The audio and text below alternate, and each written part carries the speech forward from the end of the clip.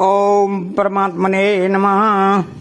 अब भगवान दैवी और आसुरी दोनों प्रकार की संपत्तियों का फल बताते हैं। दैवी संपद विमोक्षाय निबंधाय आसुरी मता मां शुचः संपदम दैवी अवे जातो असि पांडव। दैवी संपद विमोक्षाय, मेरे को भगवान की तरफ ही चलना है। यह भाव साधक में जितना स्पष्ट रूप से आ जाता है उतना ही वह भगवान के सम्मुख हो जाता है। भगवान के सम्मुख होने से उसमें संसार से विमुक्ता आ जाती है। संसार से विमुक्ता आ जाने से आसुरी संपत्ति के जितने दुर्गुण दुराचार हैं वे कम होने लगते हैं और दैवी संपत्ति के जितने सद्गुण सदाचार हैं वे प्रकट होने लगते हैं। इससे साधक की भगवान में और भगवान के नाम रूप लीला गुण चरित्र आदि में रुचि हो जाती है। इसमें विशेषता से ध्यान देने की बात यह है कि साधक का उद्देश्य जितना दृढ़ होगा उतना ही उसका परमात्मा के साथ जो अनादि काल का संबंध है वह प्रकट हो जाएगा और संसार के साथ जो माना हुआ संबंध है वह मिट जाएगा। मिट क्या जाएगा? वह तो प्रतिक्षण मिट ही रहा है। वास्तव में प्रकृति के साथ संबंध है नहीं, केवल इस जीव ने संबंध मान लिया है। इस माने हुए संबंध की सद्भावना पर, अर्थात शरीर ही मैं हूं और शरीर ही मेरा है, इस सद्भावना पर ही संसार टिका हुआ है। इस सद्भावना के मिटते ही संसार से माना हुआ संबंध मिट जाएगा और देवी संपत्ति के संपूर्ण गुण प्रकट हो जाएंगे जो मुक्ति के हेतु हैं। दैवी संपत्ति केवल अपने लिए ही नहीं है, प्रत्युत मात्र प्राणियों के कल्याण के लिए है। जैसे गृहस्थ में छोटे बड़े बूढ़े आदि अनेक सदस्य होते हैं, पर सबका पालन पोषण करने के लिए गृह स्वामी घर का मुखिया स्वयं उद्योग करता है, ऐसे ही संसार मात्र का उद्धार करने के लिए भगवान ने मनुष्य को बनाया है। वह मनुष्य और तो क्या भगवान की दी हुई विलक्षण शक्ति के द्वारा भगवान के सम्मुख होकर भगवान की सेवा करके उन्हें भी अपने बस में कर सकता है। ऐसा विचित्र अधिकार उसे दिया है। अतः मनुष्य उस अधिकार के अनुसार यज्ञ दान तप तीर्थ व्रत जप आदि ध्यान स्वाध्याय सत्संग आदि जितना साधन समुदाय है उसका अनुष्ठान केवल अनंत ब्रह्मांडों के अनंत जीवों के कल्याण के लिए ही है।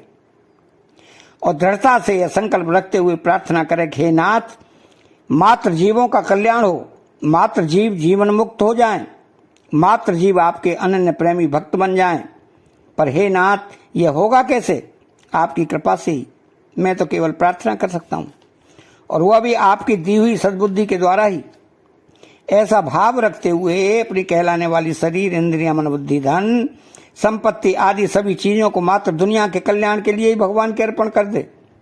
ऐसा करने से अपनी कहलाने वाली चीजों की तो संसार के साथ और अपनी धन भगवान के साथ स्वतः सिद्ध एकता प्रकट हो जाती है। इसे भगवान ने दैवी संपद विमोक्षाय पदों से कहा है। तो निबंधा यासुरी मता, जो जन्म मरण को देने वाली है वह सब आसुरी संपत्ति है। जब तक मनुष्य की अहंता का परिवर्तन नहीं होता तब तक अच्छे अच्छे गुण धारण करने पर भी वह निरर्थक हो जाते हैं, पर उनसे उनकी मुक्ति हो जाएगी ऐसी बात नहीं है। तात्पर्य यह है कि जब तक मेरा शरीर बना रहे, मेरे को सुख आराम मिलता रहे, इस प्रकार के विचार अहंता में बैठे रहेंगे तब तक ऊपर से भरे हुए दैवी संपत्ति के गुण मुक्तिदायक नहीं होंगे। हाँ, यह बात तो हो सकती है कि वे गुण उसको शुभ फल देने वाले हो जाएंगे, ऊंचे लोग देने वाले हो जाएंगे, पर मुक्ति नहीं देंगे।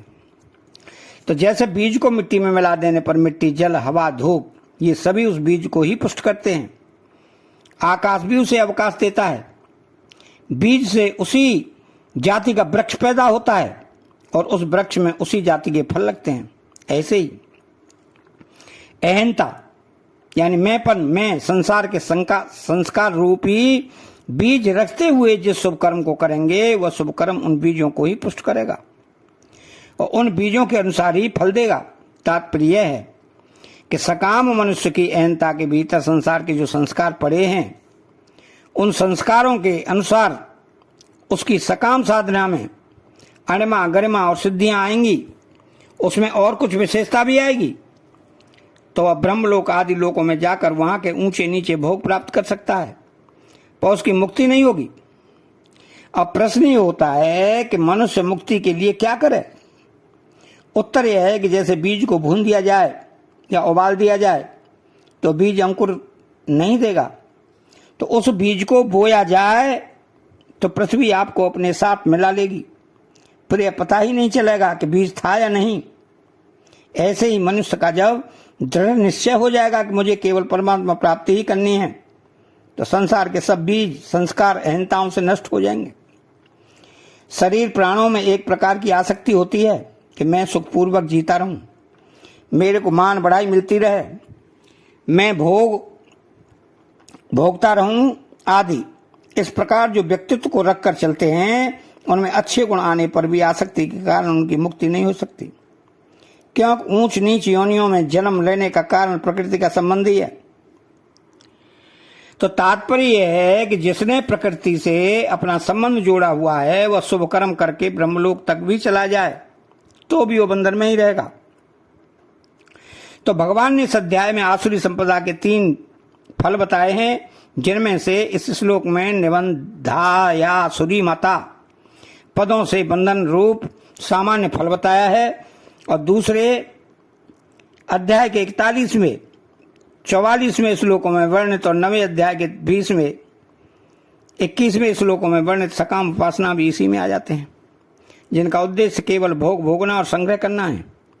तो ऐसे मनुष्यों की बहुत शाखाओं वाली अनंत बुद्धियां होती हैं, अर्थात उनकी कामनाओं का कोई अंत नहीं होता, और जो कामनाओं में तन्मय है और कर्म फल के प्रशंसक वेद वाक्यों में ही प्रीति रखते हैं, वो वैदिक यज्ञ आदि को विधि विधान से करते हैं, पर कामनाओं के कारण उनको जन्म मरण रूप बंधन होता है। ऐसे ही जो यहाँ के भोगों को न चाहकर स्वर्ग के दिव्य भोगों की कामना से शास्त्र वेद यज्ञ करते हैं, वे यज्ञ के फलस्वरूप स्वर्ग के प्रतिबंधक पाप नष्ट होने से स्वर्ग में जाकर दिव्य भोग भोगते हैं। जब उनके स्वर्ग देने वाले पुण्य क्षीण हो जाते हैं तब वे वहां से लौटकर आवागमन को प्राप्त हो जाते हैं। अब यहां शंका यह होती है कि जिस कृष्ण मार्ग से उपयुक्त सकाम पुण्य पुरुष जाते हैं उसी मार्ग से भोग भ्रष्ट पुरुष भी जाते हैं। अतः दोनों का मार्ग एक होने से और दोनों पुनरावृत्ति होने से सकाम पुरुषों के समान योग भ्रष्ट पुरुषों को भी निबंधा या सुरीमता बाधा बाला बंधन होना चाहिए। इसका समाधान यह है कि योग भ्रष्टों को यह बंधन नहीं होता, कारण कि पुरुष पूर्व मनुष्य जन्म में की हुई साधना में उनका उद्देश्य अपने कल्याण का रहा है, और अंत समय में वासना बेहोशी पीड़ा आदि के कारण उसको विघ्न रूप से स्वर्ग आदि में जाना पड़ा है। अतः इस योग भ्रष्टों के इस मार्ग से जाने के कारण ही सकाम पुरुषों के लिए भी योगी पद आया है, अन्यथा सकाम पुरुष योगी कहे ही नहीं जा सकते। आसुरी संपत्ति का दूसरा फल है पतंती नरके असुश्चो चौ। जो कामना के वशीभूत होकर पाप अन्याय दुराचार आदि करते हैं उनको फलस्वरूप स्थान विशेष नरकों की प्राप्ति होती है। आसुरी संपत्ति का तीसरा फल है आसुरी शैव योनिषु ततो यान्त्यधमा गतिम। जिनके भीतर दुर्गुण दुर्भाव रहते हैं और कभी वे उनसे प्रेरित होकर वे दुराचार भी कर बैठते हैं, उनको दुर्गुण दुर्भाव के अनुसार पहले तो आसुरी योनियों की प्राप्ति और फिर दुराचार के अनुसार अधम गति नरकों की प्राप्ति बताई गई है। तो मां शुचः संपदः दैवी अभिजा तो असी पांडव। केवल अविनाशी परमात्मा को चाहने वाले की दैवी संपत्ति होती है जिससे मुक्ति होती है, और विनाशी संसार के भोग तथा संग्रह को चाहने वालों की आसुरी संपत्ति होती है जैसे बंधन होता है। तो इस बात को सुनकर अर्जुन के मन में कहीं यह शंका पैदा न हो जाए कि मुझे तो अपने में देवी संपत्ति दिखती ही नहीं।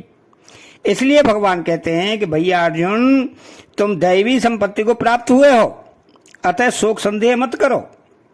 तो दैवी संपत्ति को प्राप्त हो जाने पर साधक के द्वारा कर्म योग ज्ञान योग या भक्ति योग का साधन स्वाभाविक ही होता है। कर्तव्य पालन से कर्म योगी के और ज्ञान अग्नि से ज्ञान योगी के सभी पाप नष्ट हो जाते हैं, परंतु भक्ति योगी के सभी पाप भगवान नष्ट करते हैं और संसार से उसका उद्धार करते हैं। मां सुचः तीसरे श्लोक में भारत, चौथे श्लोक में पार्थ और इस 5वें श्लोक में पांडव, इन 3 संबोधनों का प्रयोग करके भगवान अर्जुन को उत्साह दिलाते हैं कि भारत, तुम्हारा वंश बड़ा श्रेष्ठ है। पार्थ, तुम उस माता प्रथा के पुत्र हो जो वैर भाव रखने वालों की भी सेवा करने वाली है। पांडव, तुम बड़े धर्मात्मा और श्रेष्ठ पिता पांडु के पुत्र हो। तात्पर्य है कि वंश, माता और पिता, इन तीनों की दृष्टियों से तुम श्रेष्ठ हो, अतः तुम्हारे में दैवी संपत्ति भी स्वाभाविक है, इसलिए तुम शोक नहीं करना चाहिए। गीता में 2 बार मासुचः पद आए हैं, एक यहां और दूसरा 18वें अध्याय के 66वें श्लोक में। इन पदों का 2 बार प्रयोग करके भगवान अर्जुन को समझाते हैं कि तुझे साधक, साधन और सिद्धि दोनों के ही विषय में चिंता नहीं करनी चाहिए। साधन के विषय में यहां एक आश्वासन दिया कि तू दैवी संपत्ति को प्राप्त हुआ है, और सिद्धि के विषय में यह आश्वासन दिया है कि मैं तुझे संपूर्ण पापों से मुक्त कर दूंगा। तात्पर्य यह है कि साधक को अपने साधन में जो कमियां दिखती हैं उनको तो वह दूर करता रहता है, पर कमियों के कारण उसके अंतःकरण में नम्रता के साथ एक निराशा सी रहती है कि मेरे में अच्छे गुण कहाँ हैं जिससे साध्य की प्राप्ति की हो। साधक की इस निराशा को दूर करने के लिए भगवान अर्जुन को साधक मात्र का प्रतिनिधि बनाकर उसे यह आश्वासन देते हैं कि तुम साधन और साध्य के विषय में चिंता, शोक मत करो, निराश मत हो।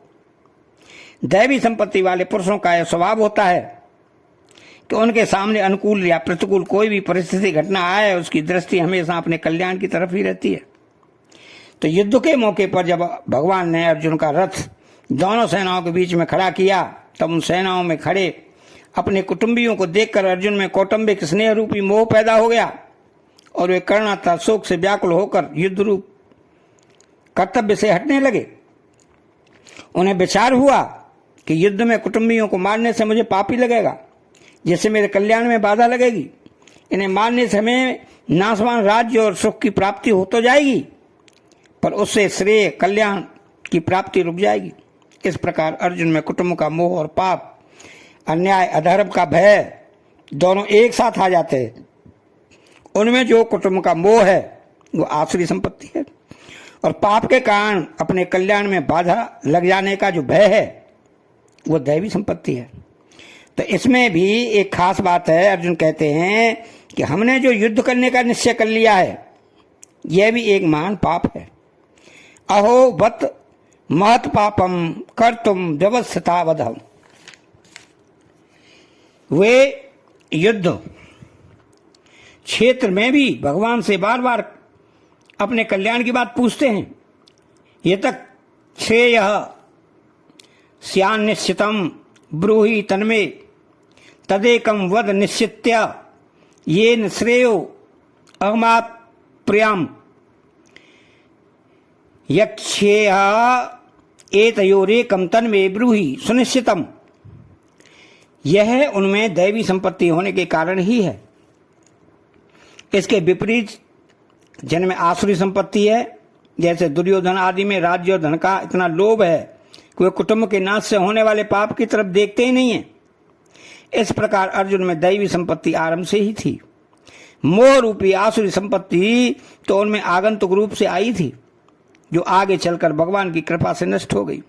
नष्टो मोहम स्मृति लब्धा तत्प्रसादा नम याच्य। इसलिए यहां भगवान कहते हैं कि भैया अर्जुन तू चिंता मत कर, क्योंकि तू दैवी संपत्ति को प्राप्त है।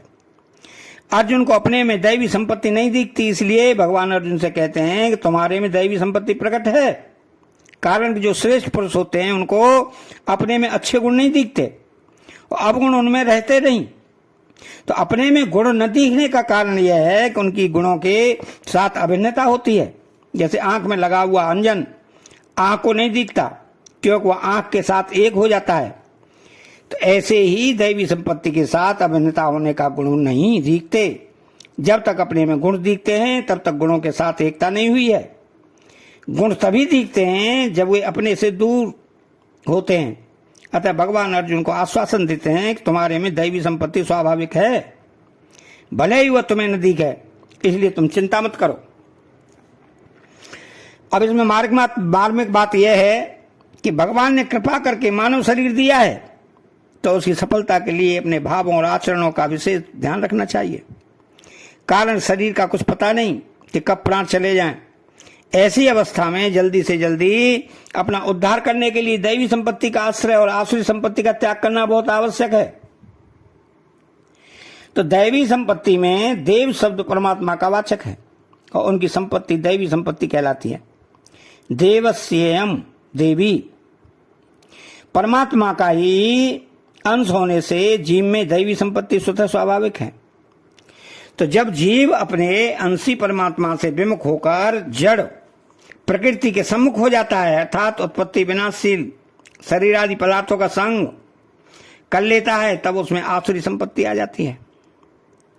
कारण के काम, क्रोध, लोभ, मोह, दंभ, द्वेष आदि जितने भी दुर्गुण दुराचार हैं वे सब के सब नाशवान के संग से ही पैदा होते हैं।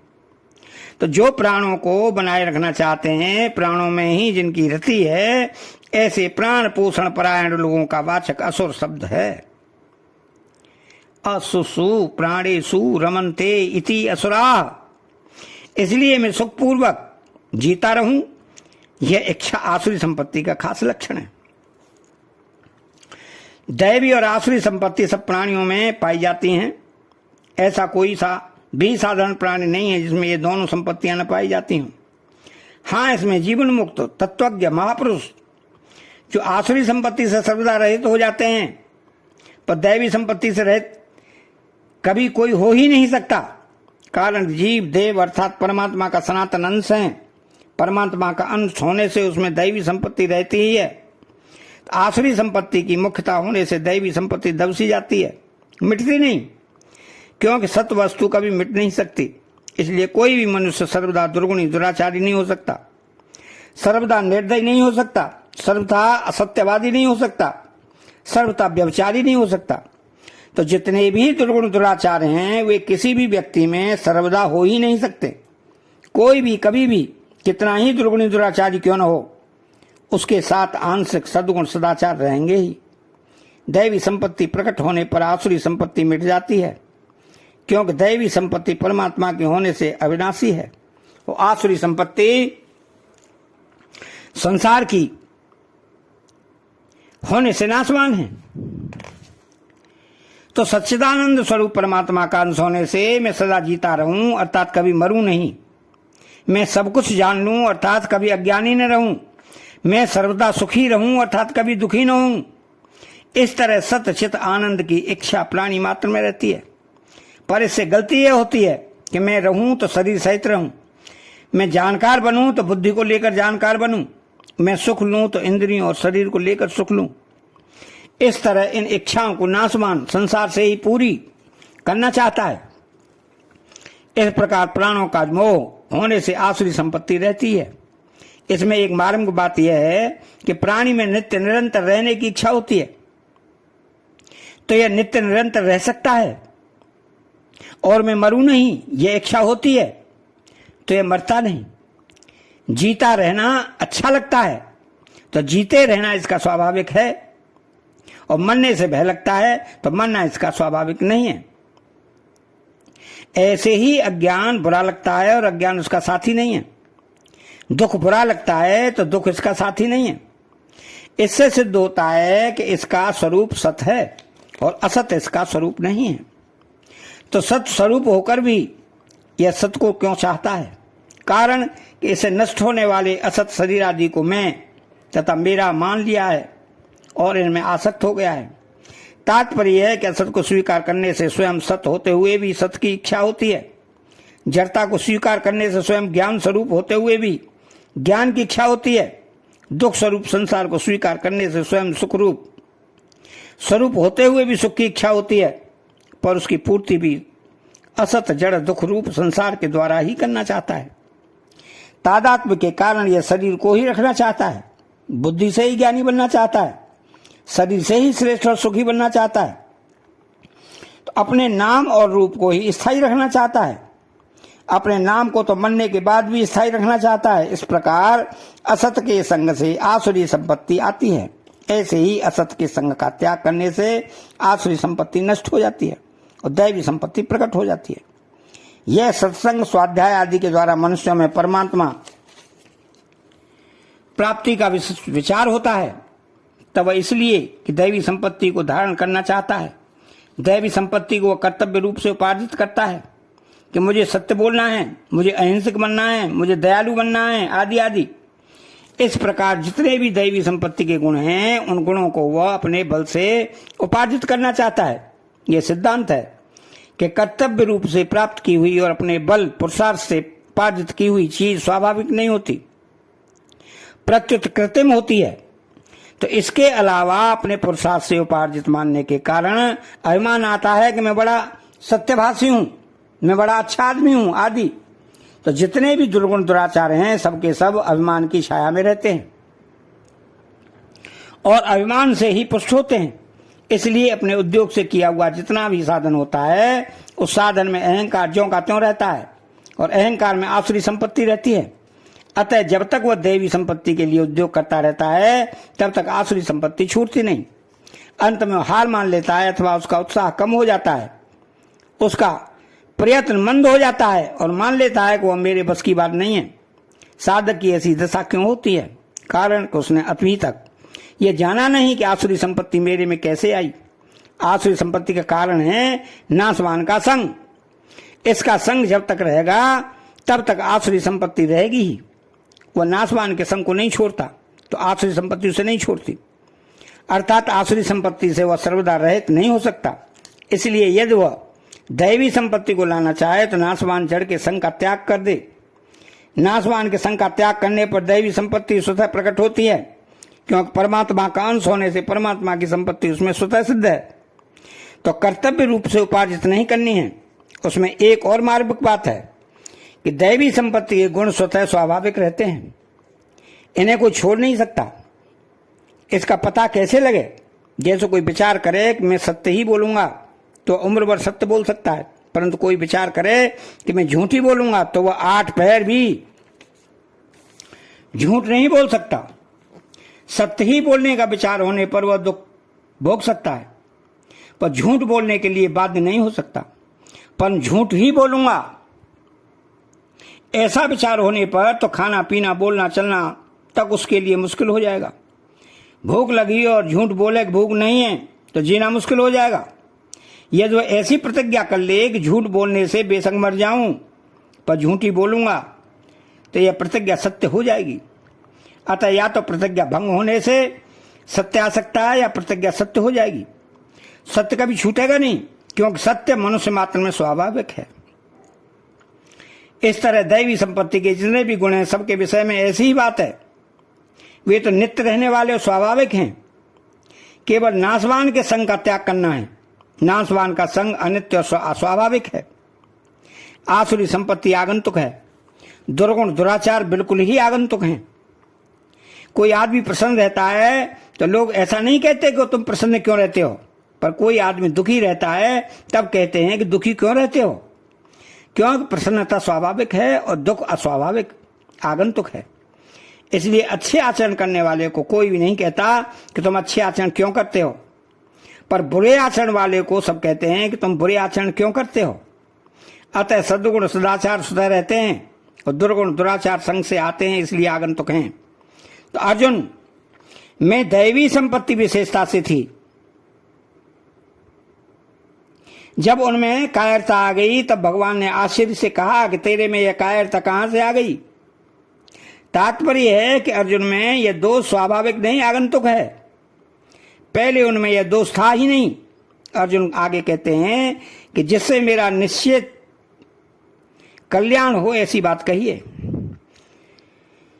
और दूसरा, युद्ध के प्रसंग में भी अर्जुन में मेरा कल्याण हो जाए इच्छा है।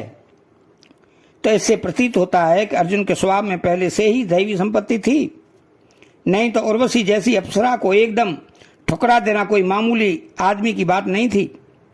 वे अर्जुन विचार कहते हैं कि मेरे को दैवी संपत्ति प्राप्त है कि नहीं, मैं उसका अधिकारी हूं कि नहीं। अतः आश्वासन देते हुए भगवान कहते हैं कि तू शोक मत कर, तू दैवी संपत्ति को प्राप्त है। मां सुच संपदम दैवी अभिजातो असी पांडव। तो सत चेतन और असत जड़ के तादात्म्य से अहम भाव पैदा होता है। शुभ कोई भी काम करता है तो अपने अहंकार को लेकर करता है। जब वो परमात्मा की तरफ चलता है तब उसके अहम भाव में सत अंश की मुख्यता होती है, और जब संसार की तरफ चलता है तब उसके अहम भाव में नाशवान असत अंश की मुख्यता होती है। सत अंश की मुख्यता होने से वह दैवी संपत्ति का अधिकारी कहा जाता है, और असत अंश की मुख्यता होने से वह उसका अनधिकारी कहा जाता है। तो असत अंश को मिटाने के लिए ही मानव शरीर मिला है। अतः मनुष्य निर्बल नहीं है, पराधीन नहीं है, प्रत्युत सर्वदा सबल है, स्वाधीन है। नाशवान असत अंश को सबका मिटता ही रहता है, पर वह इससे अपना संबंध बनाए रखता है, यह भूल होती है। तो नाशवान से संबंध बनाए रखने के कारण आसुरी संपत्ति का सर्वदा अभाव नहीं होता। अहम भाव नाशवान असत के संबंध से ही होता है। असत का संबंध मिटते ही अहम भाव मिट जाता है। प्रकृति के अंश को पकड़ने से ही अहम भाव है। तो अहम में जड़ चेतन दोनों हैं। तादात्म्य होने से पुरुष चेतन ने जड़ के साथ अपने को एक मान लिया है। तो भोग पदार्थों की सब इच्छाएं असत अंश में ही रहती हैं, परंतु सुख दुख के भोक्ता पर में पुरुष हेतु बनता है। तो पुरुष सुख दुखा नाम भोक्तृत्व हेतु रुच्यते, वास्तव में हेतु है नहीं, क्योंकि वह प्रकृतिस्थ होने से ही भोक्ता बनता है। तो पुरुष प्रकृतिस्थो ही पुंगक्ते। अतः सुख दुख रूप जो विकार होता है वह मुख्यता से जड़ अंश में ही होता है, पर तादात्म्य होने से उसका परिणाम ज्ञाता चेतन पर होता है कि मैं सुखी हूं, मैं दुखी हूं। जैसे विवाह होने पर स्त्री की जो आवश्यकता होती है वो अपनी आवश्यकता कहलाती है। पुरुष जो गहने आदि खरीदता है वह स्त्री के संबंध से ही स्त्री के लिए खरीदता है, नहीं तो उसे अपने लिए गहने आदि की आवश्यकता नहीं है। ऐसे ही जड़ अंश के संबंध से ही चेतन में जड़ की इच्छा और जड़ का भोग होता है। जड़ का भोग जड़ अंश में ही होता है, पर जड़ से तादात्म्य होने से भोग का परिणाम केवल जड़ में नहीं हो सकता। अर्थात सुख दुख का भोक्ता केवल जड़ अंश नहीं बन सकता, परिणाम का ज्ञाता चेतन ही भोक्ता बनता है। जितनी क्रियाएं होती हैं सब प्रकृति में होती हैं, पर तादात्म्य के कारण चेतन से उन्हें अपने में मान लेता है, मैं करता हूं। तादात्म्य में चेतन परमात्मा की इच्छा में चेतन की मुख्यता और जड़ संसार की इच्छा में जड़ की मुख्यता रहती है। तो जब चेतन की मुख्यता रहती है तब दैवी संपत्ति आती है, और जब जड़ की मुख्यता रहती है तब आसुरी संपत्ति आती है। तो जड़ से तादात्म्य रहने पर भी सत्य चित्त और आनंद की इच्छा चेतन में ही रहती है। संसार की ऐसी कोई इच्छा नहीं है जो इन तीन सदा रहना, सब सुख जानना और सदा सुखी रहना इच्छाओं में सम्मिलित न हो। इसे गलती यह होती है कि इन इच्छाओं की पूर्ति जड़ संसार के द्वारा करना चाहता है।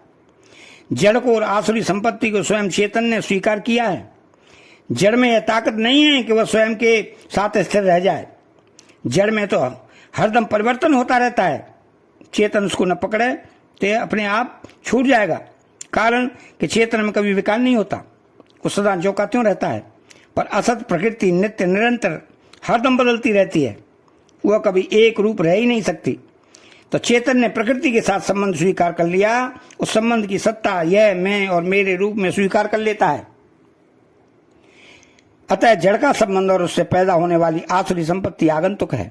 यदि वह स्वयं में होती तो उसका कभी नाश नहीं होता, क्योंकि स्वयं का कभी नाश नहीं होता और आसुरी संपत्ति के त्याग की बात ही नहीं होती। तो अनित्य होने पर भी चेतन के संबंध से यह नित्य दिखने लगती है।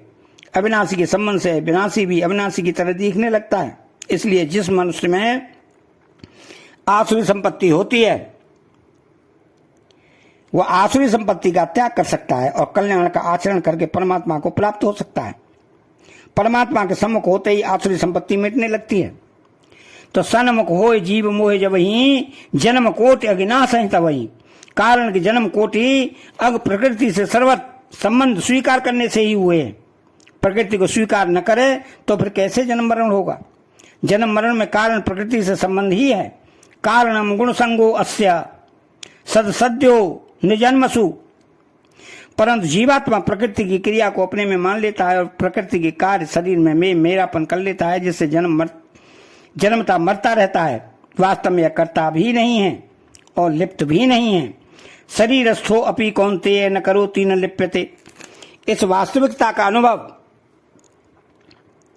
करना ही कर्म में अकर्म तथा अकर्म में कर्म देखना है। तो इन दोनों बातों का अभिप्राय यह है कि कर्म करते हुए भी ये सर्वदा निर्लिप्त तथा अकर्ता है और निर्लिप्त तथा अकर्ता रहते हुए भी ये कर्म करता है। अर्थात कर्म करते समय और कर्म न करते समय ये आत्मा नित्य निरंतर निर्लिप्त तथा अकर्ता रहता है। तो इस वास्तविकता का अनुभव करने वाला ही मनुष्यों में बुद्धिमान है, जिससे कर्तापन का भाव नहीं है और जिसकी बुद्धि में लिप्तता नहीं है, अर्थात कोई भी कामना नहीं है। यह यदि सब प्राणियों को मार दे तो भी पाप नहीं लगता। अर्जुन ने पूछा कि मनुष्य किससे प्रेरित होकर पाप करता है? तो भगवान ने कहा कामना से। कामना के कारण ही सब पाप होते हैं। शरीर के तादाद से भोग और संग्रह